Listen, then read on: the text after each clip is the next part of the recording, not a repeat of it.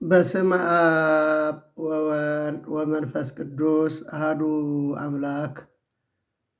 መጀመርያ ብክርስቶስ ክርስቲያን ብወልድ ውሉዳን ብመንፈስ ቅዱስ ድማ መንፈሳውያን ዝተሰመኹም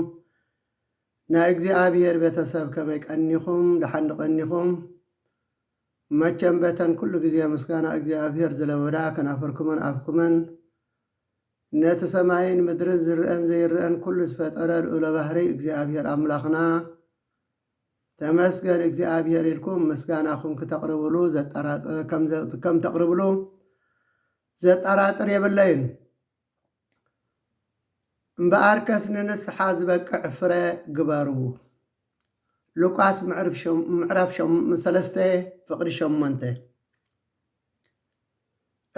ኣብዚ ግዜ ጾም ሎሚ ጾመ 40 ዘለና ክቡራት ክርስቲያን ክርስቶሳውያን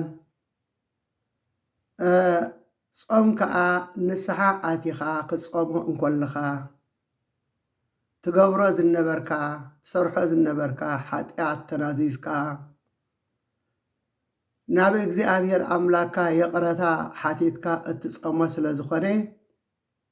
እምበኣርከስ ንንስሓ ዝበቅዕ ፍረ ግበሩ ይብለና። ኣብ ኢዮብ ምዕራፍ 4 ፍቅዲ 42 ንርእሰይ ይፍንፍን ኣለኹ ኣብ ሓመድን ሓሙኽሽን ኮይነ ይንሳሕ ኣለኹ ይብል። ምክንያቱ ንስሓ ክብል ከሎ ትሕት ኢልካ ዋላ እውን ካብ መደቀሲኻ ካብ ዓራትካ ወሪድካ ኣብ ምድሪ እናንፀፍካ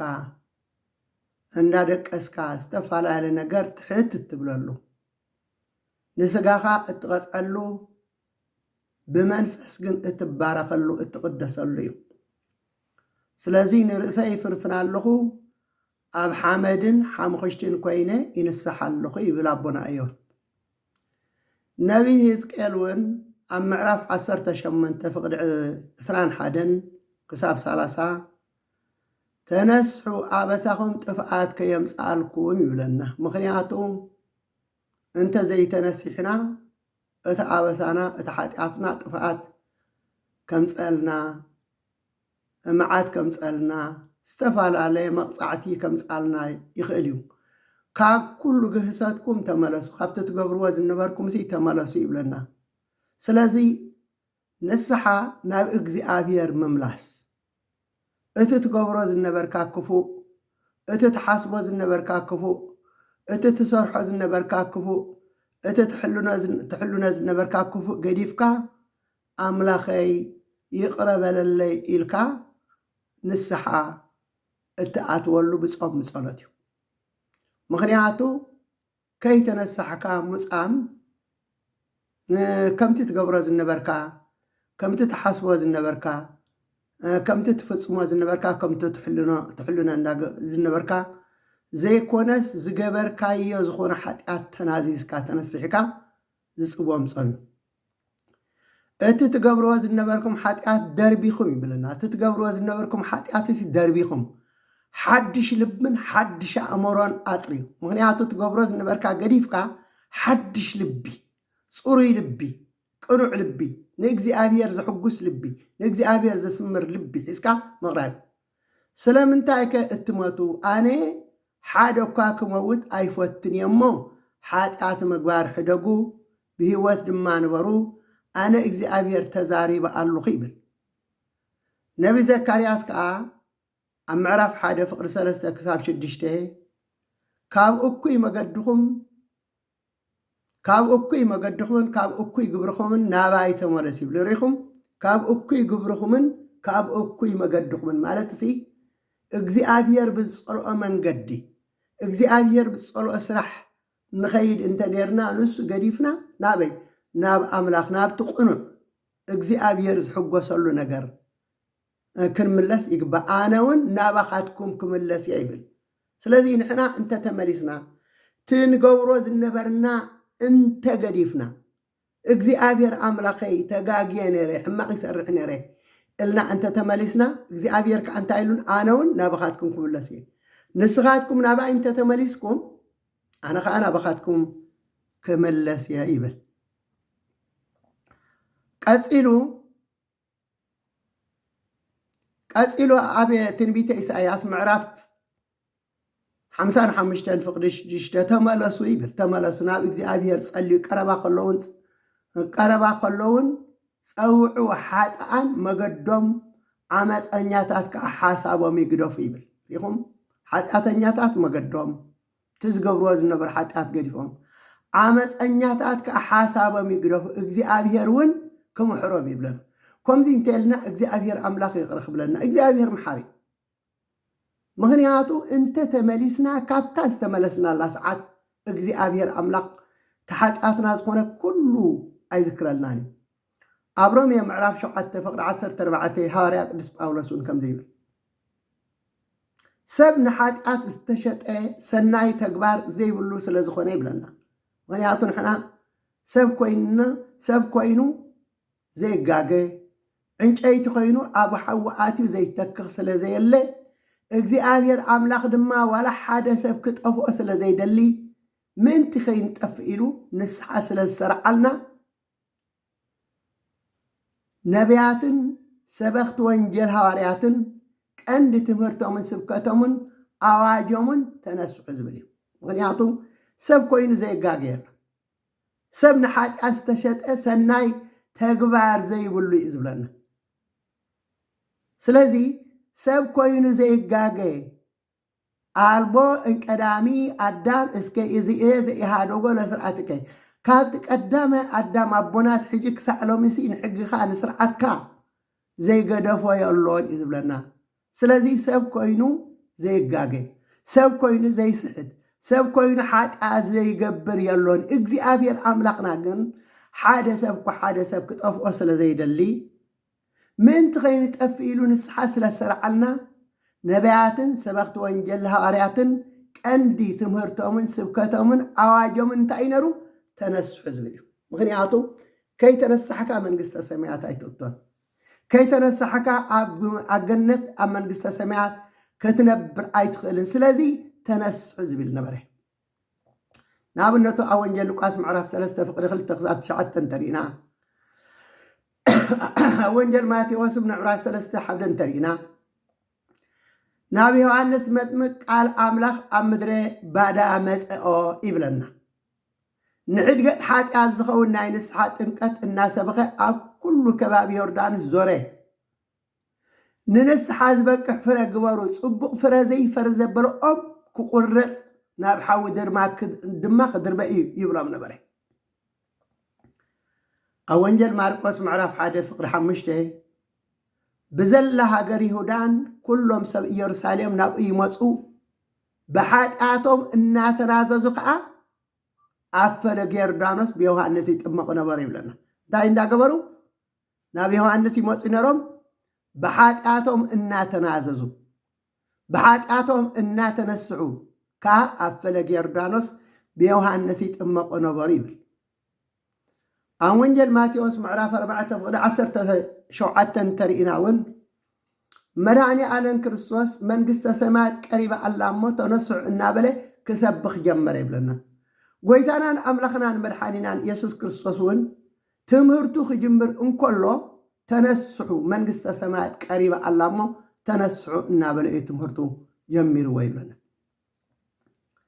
ኣብ ግብረ ሐዋርያት ምዕራፍ 3 ፍቅዲ 19-20 እንተሪእና ውን ሐዋርያት ንስብከቶምን ንትምህርቶምን ብንስሓ እዮም ጀሚሮም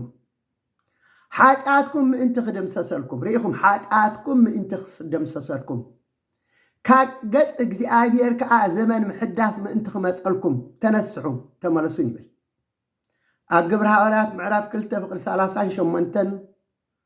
እቶም ህዝቢ ኣቱም ኣሕዋትና እንታይ እሞ ንግበር ምስ በልዎም ጴጥሮስ ከዓ ከምዚ ይበሎም ተነስሑ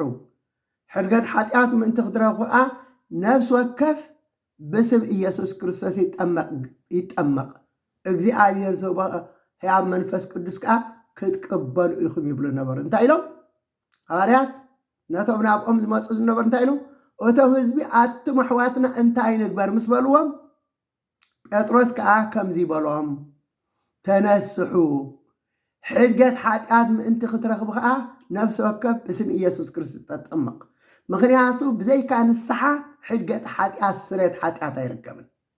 ዝጾምካ እንተጾምካ ዝገበርካ እንተገበርካ ሕድገት ሓጢኣት ስርየት ክርከብ እንተኮይኑ ንቅድም እንታይ ክትገብር ኣለካ ንስሓ መስተነስሕካ ትፀውም ብዓብዩ እቲ ጾምሲ ንስሓ እዩ ግን ጥራይ ዝመስለና ካብ እንጀራ ወይ ከዓ ካብ ዝብላዕ ምኽልካል ጥራይ መስለና ኣይኮነን ጾም ንስሓ እዩ ዝገበርከ ሓጢኣት ዝገበርከ ኣበሳ ዘኪርካ እግዚአብሔር ይቅረ በለለይ ኢልካ ዝፅወም ጾም ደኣ እምበር ኢልካ ምስ ኢልካ ጾም ምስ ሓጢኣትካ ምስ ኣበሳኻ እሞ ከዓ እቲ ሓጢኣትካ ተኣባሳ ትገብሮ ዝነበርካ ሰራቅ እንዳሰረቀ ሓሳው እንዳሓሰወ ዘማው እንዳዘሞይ ዝዕምፅ እናዓመፀ ከምኡ ይኮነን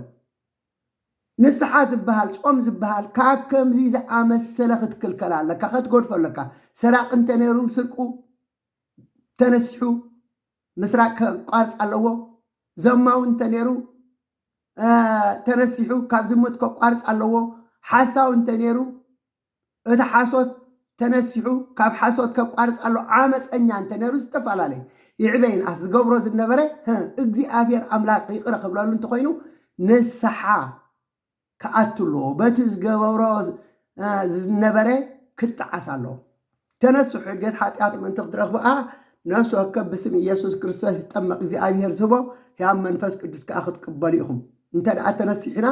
ብሓቂ እንተተናሲእና እግዚአብሔር ኣምላኽ ሕያው መንፈስ ቅዱስ ክበና እዩ መንፈስ ቅዱስ ክሓድረና እቲ ርኩስ መንፈስ ናባና ኣይቀርብን እዚ መንፈስ ቅዱስ እዚ ከዓ መሪሑ ናብ ገነት ናብ መንግስተ ሰማያት ክእትወና እዩ ኣብ ግብረ ሐዋርያት ምዕራፍ 19 ፍቅዲ 18 ክሳብ 19 እንተሪእና ካብቶም ዝኣመኑ ከዓ ብዙሓት በቲ ክፉእ ግብሮም እናተኣመኑ ረእይዎ ካብቶም ዝኣመኑ ከዓ ብዙሓት በቲ ክፉእ ግብሮም እናተኣመኑ ብግሃድ ሓጢኣቶም እናተናዘዙ መፁ ሓጢኣቶም እናተናዘዙ መፁ ብዙሓት ጠንቆልቲ ድማ መፅሓፍቶም ኣኪቦም ኣቂድሚ ኩሉ ኣንደድዎ ዋግኡ እንተፀብፅቦ ከዓ 5,000 ዲሪም ኮነ ይብለና ርኢኹም እቶም ዝንስሑ ዝነብሩ ኣብ ግዜ ሐዋርያት እቲ ዝገበርዎ ገዲፎም እቲ ብጥንቁልና ድዩ ዝተፈላለዩ ነገር ዝገብርዎ ዝነበረ ንኩሉ ደርቢዮም ጉሒፎም ናብ ሐዋርያት ይመፁ ነበሩ እዩ ዝብለና ኣብ ቀዳማይ ዮሃንስ ምዕራፍ 1 ፍቅዲ 9 እንታይ ይብለ ሓጢኣትና ኣብ ኣበ ንስሓና ቀሪብና ብግልፂ እንተናዚዝና እግዚአብሔር ዝበሎ ቃል ዘይጠልም ሓቀኛን ጻድቅን ስለ ዝኾነ ሓጢኣትና ይቅረ ክብለልና እዩ ካብ ኩሉ ኣበሰና እውን ከንፅሓና ይብለና ሪኢኹም እንተ ደኣ ሓጢኣትና ኣብ ኣበ ንስሓና ቀሪብና ብግልፂ እንተተናዚዝና እግዚአብሔር ዝበሎ ቃል ዘይጠልም እሙንን ሓቀኛን ጻድቅን ስለ ዝኾነ ንሓጢኣትና እንታይ ኢሉ ይቅረ ክብለልና እዩ ካብ ኩሉ ኣበሰናን እውን ከንፅሓና እዩ ኣብ መዝሙር ዳዊት ምዕራፍ 32 ፍቅዲ 5 ቅዱስ ዳዊት ከምዚ ይብል ምክንያቱ ሓጢኣት ይሰርሕ ነይሩ ይብድል ነይሩ ዝኾነ ክፍኣት ይገብር ነይሩ ግን ይናዘዝ ነይሩ ምስተናዘዘ ከዓ እግዚአብሔር ኣምላኽ ንሓጢኣቱ ይቅረ ይብለሉ ነይሩ ረይበሉ ቅዱስ ዳዊት እንታይ ይብል ሓጢኣተይ ኣፍለጥኩኻ ኢሉ በደለይ እውን ኣይሰወርኩኻን ኣበሳይ ክናዘዘልካ መደብኩ ንስኻ እውን ክፉእ ሓጢኣተይ ይቅረ በልካ ኣለ ይብልኩም ምክንያቱ ክናዘዘሉ ምስተናዘዘ ምስተነስሐ እቲ ሓጢኣት ተጋግየ ኢሉ ናብ እግዚአብሔር ሓጢኣቱ ምስተናዘዘ እግዚአብሔር ከዓ ይቅረ ይብለሉ ነበረ ይብለና ኣብ ሕዝቅኤል ምዕራፍ 18 ፍቅዲ 21 ክሳብ 22 እንተደ ሓጢእ ሰብ ኢሉ ነቲ ዝገብሮ ዝነበረ ሓጢኣት ገዲፉ ነቲ ዝሰርሖ ዝነበረ ሓጢኣት ገዲፉ እንተተመልሰ ኩሉ ሕጋጋተይ ከዓ እንተሓለወ ቅንዕናን ፅድቂ ድማ እንተገበረ ንሱ ኣይክመውትን እዩ ብርግፅ ብሂወት ክነብር ኢልኩም ሓጢኣተኛ ሰብ ነይሩ ይሰርቅ ይነብር ይሕሲ ይነብር ዝተፈላለዩ ዓመፅ ይሰርሕ ይነብር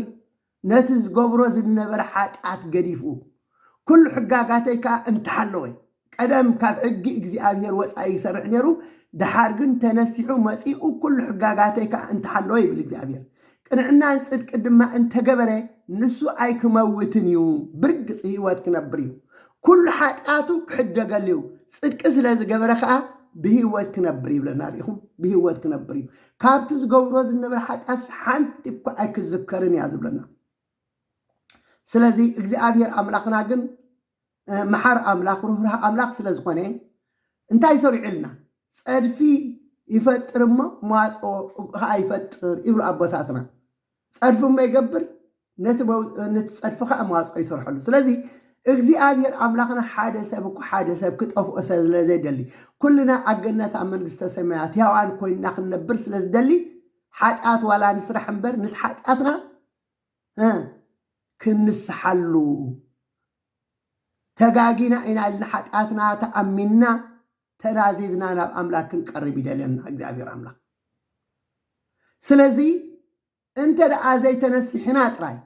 أنت دا يقرأت زي حاتيتنا تراي أنت زي كوين نبر زجبرنا أنت جبرنا سرحنا أنت سرحنا እግዚአብሔር أملاكي أنا تجاجي سحيته سلازي يقرب للي إلنا أنت لمنا يو እግዚአብሔር أملاكنا يقرب لنا نقول حقاتنا خنصحنا كاكو دبدلنا كاكو رصحاتنا حصب ابيلو كصرينا ايو سلازي كابانا انت ايدلي انا بديله انا تغاغي زغبرو زنبركو سرح سرحو زنبركو سرح زحلنو زنبركو حسبو زنبركو كل خفا غادي في امي يقرب لله كنبلو يدلينا كم زين تجرنا خا እግዚአብሔር أملاك نقول حتى يقرخ بلنا نسها لبخا أنسيكا ناب أملاك قريبكا بتحتنا حتقاتكا النازككا مغهاي محزان مبكاي كون كله ندياولوس مصرار نأملاك مغزايو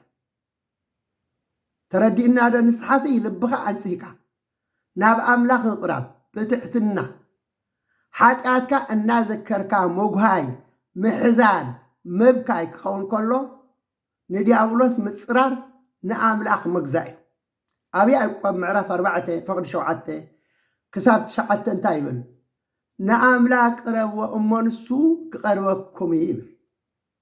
ندياولوس غنا تصارروا أمو كابخاتكم كهادميو أتم هاتان أعداوكم أصريو أتم سبكلت لبون لبهم أنصهو حزنون وهايون بخيون سحقكم نابخيات حقوسكم ناب حزن اللوت أكل من እግዚአብሔር تحت بالمو لعل كبلوكم يبلنا سلازي انت دعا بحاتقاتنا بهينا بحاتقاتنا حازينا ناب እግዚአብሔር أملاك قريبنا እግዚአብሔር أملاك لعل كبلوكم يوم نخل حاتقاتكم كدمسسلكم يوم يقرتا خغبرلكم يتزغبركم ما إزبلنا إيه يعني معرف كلتا فوق 10 خلتا سام 10 3 انتاي بلنا እግዚአብሔር بصومن ببخياتن بقزمان بملء لبهم ناباي تملسريكم ريكم صوم مالت انتاي مالت نسحايلكم نري نبي يلي كانتاي بلنا እግዚአብሔር بصومن ببخياتن بقزمان بملء لبهم ناباي تملسو كدانكم زي كونس لبهم قددو يبل حاتياتهم ذكرهم تطعيسهم زحزنو زبخيو كاب እግዚአብሔር أملاكهم محرت زرقبو أزيهم بزحاتيهم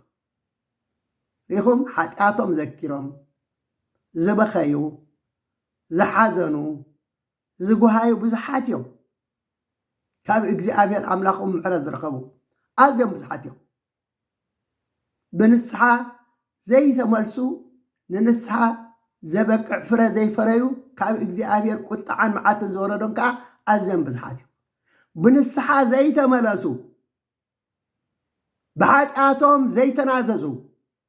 ካብ እግዚአብሔር ኣምላኽ መዓትን ቁጣዓን ዘወረዶም ዝመፆም ከዓ ኣዝዮም ብዙሓት እዮም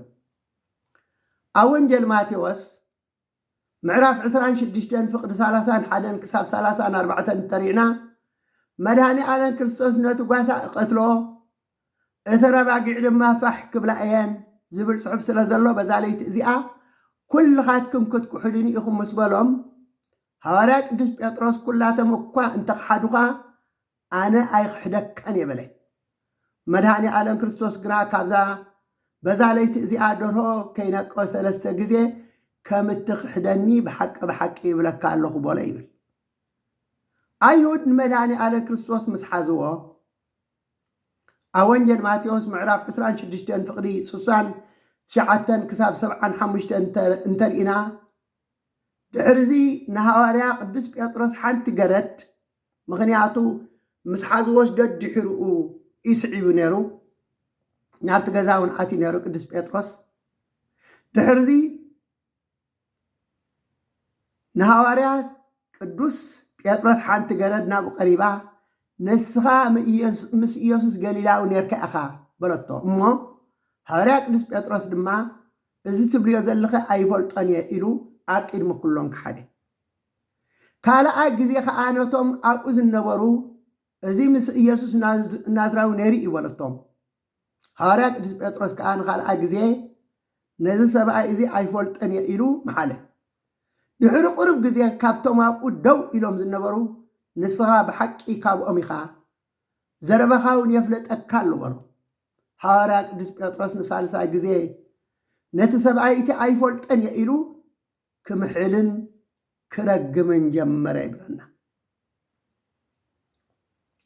ሽዑ ደርሆ ነቆ እሞ ሃዋርያ ቅዱስ ጴጥሮስ ነቲ ደርሆ ከይነቆ 3 ግዜ ክትክሕደኒ ኢኻ ዝበሎ ቃል ዘከረ ናብ ደገ ወፂኡኻ ኣምሪ ርብኸየ ሓለፋ ኩሎም ዝፈቱ ኣነ ቅድሚ ኩሎም ዝሓድኮኻ ኣነ ኢሉ ኣምሪ ርብኽያት በኸየ ሃዋርያ ቅዱስ ጴጥሮስ ብልቡ ጉሂኡ ኣምሪሩ በኺዩ ስለዝተነስሐ መድኃኒ ዓለም ክርስቶስ ንስሓው ተቐቢሉ ይቕረበለሉ እሞ ኣብ ወንጌል ዮሃንስ ምዕራፍ 21 ፍቕዲ 15 ክሳብ 17 እንተሪና ስምዖን ወዲዮና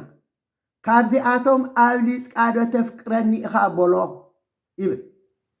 ሃዋርያ ቅዱስ ጴጥሮስ ከዓ እወ ጎይታይ ኣነ ክንዘፍቅረካ ትፈልጥ ኢኻ በሎ ጎይታ ኢየሱስ ከዓ ኣባጊዕ ሓሉ በሎ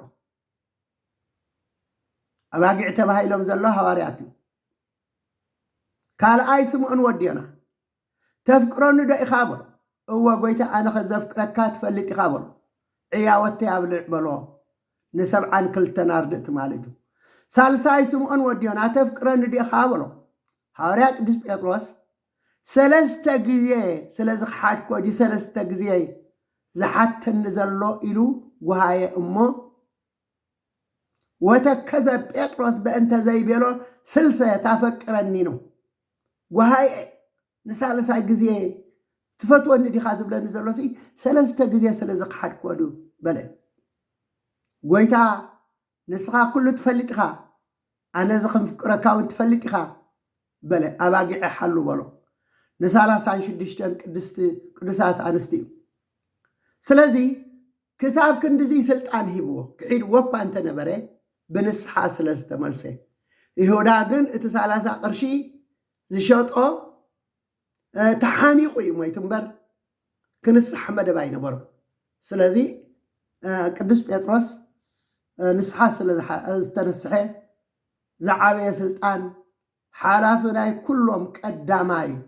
ወለከ እህበከ መርሃውተ ዘመንግስተ ሰማያት ዝኣሰርከ በምድሪ ይኩን እስረ በሰማያት ወዘፈታሕከ በምድሪ ይኩን መፍትሕ መንግስተ ሰማያት ንኣኻ ክበካየ ኣብ ምድሪ ዝኣሰርካዮ ኣብ ሰማይ እሱር ክኸውን እዩ ኣብ ምድሪ ዝፈታሕካየ ድማ ኣብ ሰማይ ፍቱሕ ክኸውን እዩ ዝብል ቃል ኪዳን ኣተወሎ ማለት እዩ ስለዚ ናይ ቤተ ክርስቲያን መራሒ ገሩ ክሾሞ ከሎ ኢና ንርኢ እምበር ክሒድካኒ ኢኻ ኢሉ በዓልካ ትፈልጥ ኣይበሎን ኣብ ወንጌል ማቴዎስ ምዕራፍ 16 ክንረኽቦ ንኽእል ምናስየ ንጉስ ይሁዳ ንጣዖታትን ነዃብቲ ሰማይን ኣብ ኣፀድ ቤት እግዚኣብሔር መሰዊኢ ይሰርሑ ይሰግድን የምልኽን ነበረ ይብለና ርኢኹም እዚ ከዓ ካብቲ ክፉእ ዝገበረ ምናስየ ዝበሃል እዩ ነይሩ ኣዝዩ ዝኸፍእ ሓጣት ዝገበረ ንእስራኤል ከይተረፈ ብናቡከደነፆር ብሰንኪ ሓጣት ናይ ምናስየ ክትውረር ዝገበረ ንጉስ እዩ ምናስየ ንጉስ ይሁዳ ጣዖታትን ከዋክብቲ ሰማይን ኣብ ኣፀድ ቤት እግዚኣብሔር መሰዊኢ ሰሪሑ ይሰግድን የምልኽን ነበረ ንደቁ ብሓዊ ኣሕሪሩ ሰውኦም በደመናን በተመንን ገሩ ይጥንቁል مس منافست موتات يزارب تنقلتن مودق تزعقولن أكيبو كفو بمقبار نإجزابي آزيو مسا قطعو إجزابي نقص أسور ينقص أسور نهداكم زورا قبره نقص مناسي ما تتحزي بخلته سنسلت أسراز غيرون كا ناب بابلون وصدو ابننا عقلو متصببو ناب إجزابير أملاخو تصلي ابننا عقلو متصببو مخنياتو بخلته مقوحي تأثيرو أعداون أقارون تأثيرو عقلو متصببو ناب إجزابير أملاخو تصلي ناب أملاخ أبوتا تأزيو رؤسو أتحتي تمهللي إجزابير دما صلو تسمع ريخم إذا كل خفقات كواي قبر مبر تنسيحو بديلئي تقاقيئي إلو ناب إجزابير أملاخ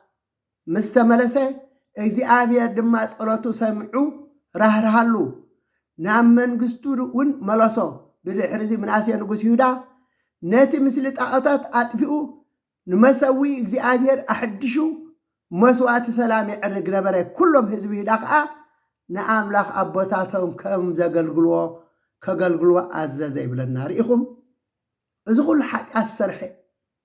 كساب مسوئنا أي تعاطاتي أبرخا أكالو بتا حليف وس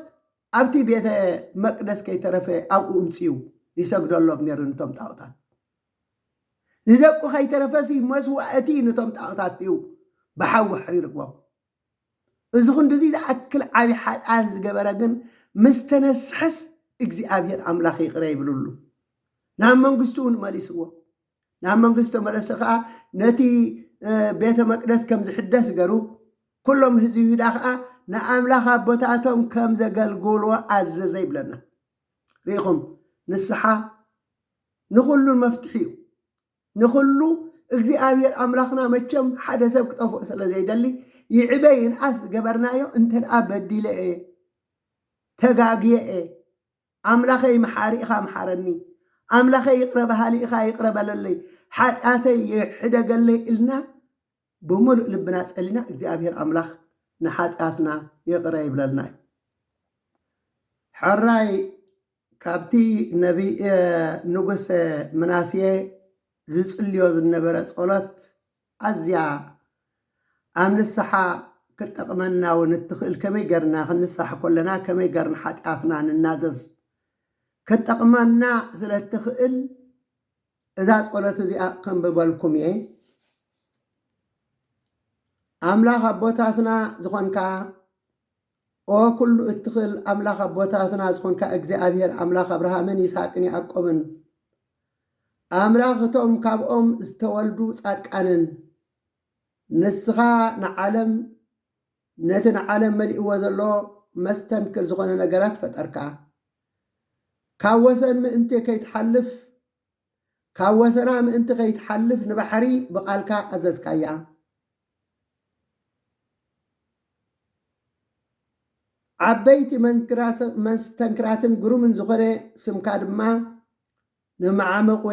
مقيانوس أرقو حيلخا مسأرعخا كل فترة يرعدن ينبدبدن كبر برهانا وقرماخا أزيو مسدممي ندرو قطعخا هات كسممو هات عن كسممو زي خلو العليو قناخا إتي التتسفو محرتكا عبيو كردو كن سفرة دما أين خليننا كما ينسخا إجزابير بين خال أوليخا نسخا محاريكا قطعا زرحقا بعال بزحره رايخا بحاتياتنا خنساق يخلنا نمقطعتنا مانتي كتم تسكمنا كنكؤلو تقلللنا أوغويتا هيوتن محرتن عبي سلازغني هيوت كان محرت كان عبي سلازغني أوتوم زبدلو بحاتياتهم كنسحو كلو ريو أوتوم زبدلو بحاتياتهم كنسحو كلو محرتن دحنتن كم تقبر أتسفيخ اللخا أو أملاك ونعاد زخونكا إجزابير نسحان سعد كان الكا أيسرع كايون وين أبراهام يساق إني أقبن نوتوم زي بدلوخا أيسرع كايون እኳ ደኣ ከማይ ንዝኣመሰሉ ሓጥኣን ኢኻ ዝሰራዕካዮም ሓጢኣተይ ካብቲ ኣብ ገምገም ባሕር ዘሎ ሑፃ ይበዝሕ ኦ ጎይታ ሓጢኣተይ ኣዝዩ ብዙሕ እዩ እዎ ሓጢኣተይ ኣዝዩ ብዙሕ እዩ ካብ ብዙሕ ሓጢኣተይ ዝተላዕለ ቅኑዕ ኢለ ንሰማይ ክጥምት ኣይግባአንን እዩ ኣብ ትሕቲ ክብደት ሓጢኣተይ ተደቂሰ እኒአኹ በቲ ከቢድ ሰንሰለት ሓጢኣት ጎቢጠ እነኹ ንኣኻ ስለ ዘቐጣዕኩ ዕረፍቲ ክረክብ ኣይከኣልኩን ኣብ ኩሉ ቦታታት ጣዖታት ኣቆምኩ ንስኻ እትጸልኦ ገበርኩ ሕጂ ግና ምሕረት እትገብረለይ እናጸለኹ ብዓብዪ ትሕትና እሰግድ ኣለኹ ሓጢኣት ገበርኩ ኦ ጎይታ ሓጢኣት ገበርኩ ነቲ ዝገበርኩ ሓጢኣተይ እናዘዘሉ ኣለኹ ኦ ጎይታ ይልምነካ ኣለኹ ብምልእ ልበይ ይጽልእ ኣለኹ ይቕረ በለለይ መሓረኒ ብምኽንያት ሓጢኣተይ ኣይተጥፍኣኒ ምሳይ ንዘለዓለም ኣይትቈጣዕ ንኣይ እትቐጽዓሉ መቕጻዕቲ ኣይተኣክብ ኣብ ዓዲ ምዉታት ኣይትደርብየኒ ከመይ ንስኻ እጐይታ ነቶም ዝንስዑ ኣምላኽ ኢኻ ሽዑ እኳ ዘይግባአኒ እንተኾነ ብዙሕ ምሕረትካን ሕያውነትካን ኣባይ ግለጾ ሽዑ ኣነ ብኩሉ ዘመን ህይወተይ ከመስግነካ እየ ኩሉ ሓይሊ ሰማያት መዝሙር ምስጋና ክዝምር ክብርኻ ንዘለዓለም ዓለም ይነብር እዩ ኣሜን ኢሉ እዚ ጸሎት እዚ ጸለየ መጸበቦ እግዚአብሔር ኣምላኽ ድማ ጸሎቱ ሰሚዑ ጸሎቱ ተቐቢሉ ንስዓኡ ተቐቢሉ ናብ መንግስቱ መለሶ ብድሕርዚ ምናሴ ንጉስ ይሁዳ እቲ ምስሊ ጣዖት ኣጥፊኡ ንመሰዊእ እግዚአብሔር ኣሕድሹ መስዋዕቲ ሰላም የዕርግ ነበር ይብሉ መስዋዕቲ ሰላም መስዋዕቲ ዕርቂ መስዋዕቲ ሰላም ሲ ምስ እግዚአብሔር ሰላም ገሩ ማለት እዩ ኩሎም ህዝቢ ይሁዳ ከዓ ንኣምላኽ ኣቦታቶም ከገልግልዎ ኣዘዞም ኢሉ ኣካልኣይ ዜና መዋዕል ምዕራፍ 33 ፍቅሪ 10 ክሳብ 20 ክረኽቦ ንኽእል እታ ጸሎት ዝበልክኹም ግን ኣብ ካልኣይ ቀኖና ጸሎተ ምናሴ እትበሃል እያ ዘላ ሃራይ ናይ ንስሓ ጸሎት ምናሴ ከምቲ ዝረኣኹምዎ እንታይ ኢሉ ከም ዝተነስሐ ጽቡቕ ገርኩም ደጋጊምኩም ካብኡ ስምዕዋ ኢኹም ኣብ ወንጌል ሉቃስ ምዕራፍ 37 ፍቕዲ 50 እንተሪእና ከዓ ንመድሃኒ ዓለም ክርስቶስ ሓደ ፈሪሳዊ ናብ ገዝኡ ዓዶሞ ይብለና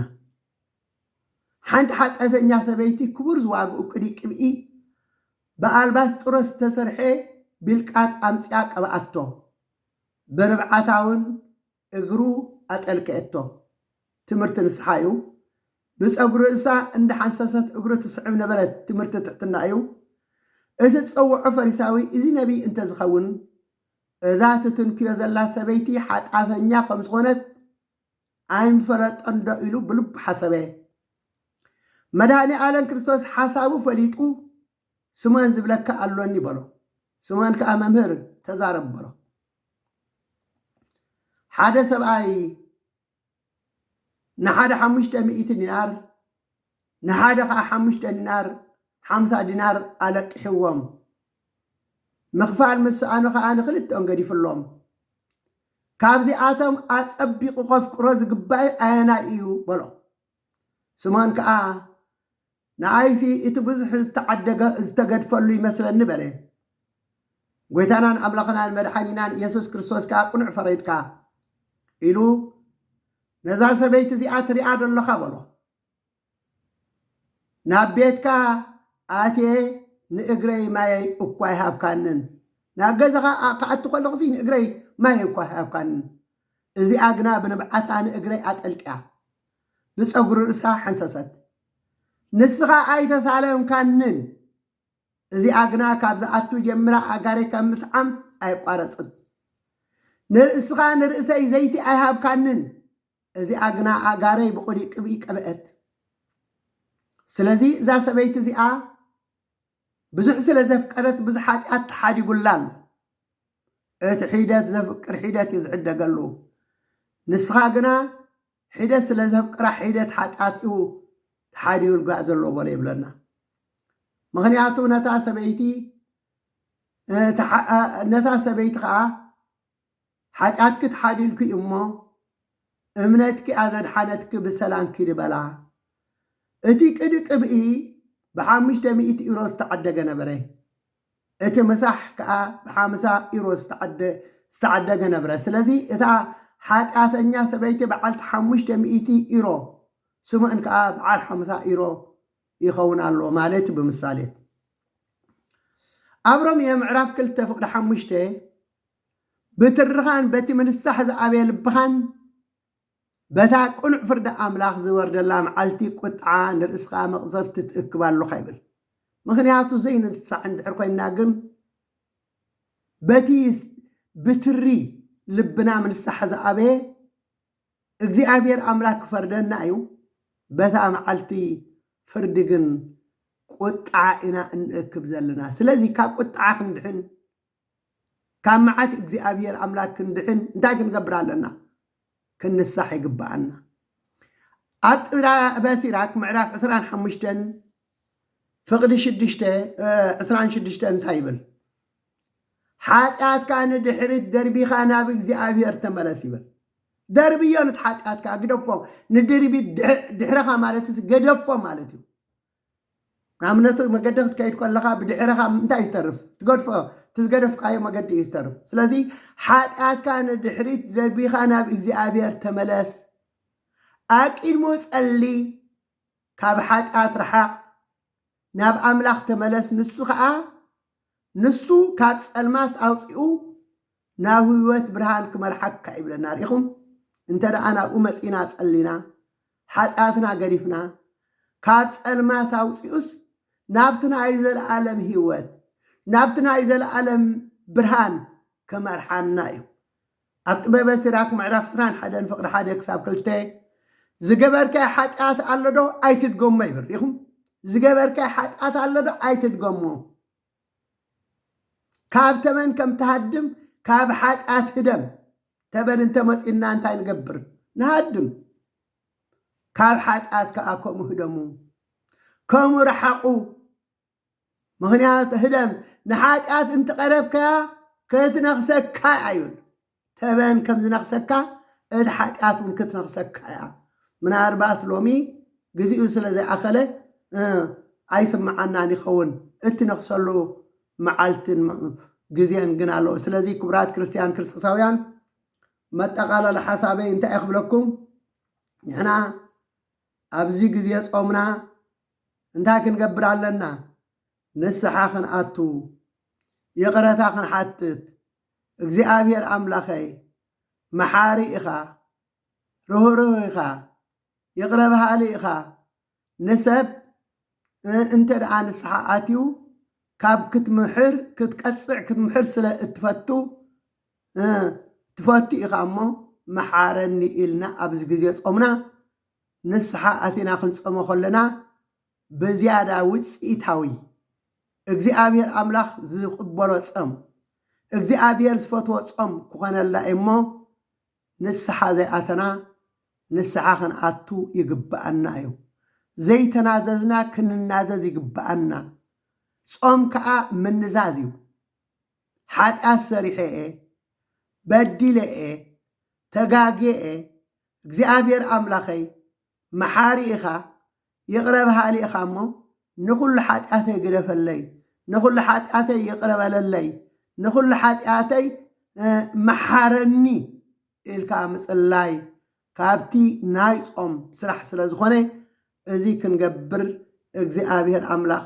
يحجزنان يدغفنان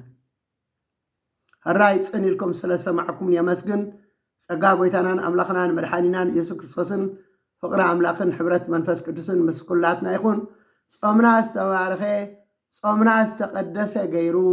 ناي دحنا صوم ناي سريت حتى صوم يقبلنا ناب وده تهوسعناو ناب برهانة تنسايو بسلامن بتعنان بحاوسن بدستان የብፅሓና ልዑል እግዚኣብሔር ኣምላኽና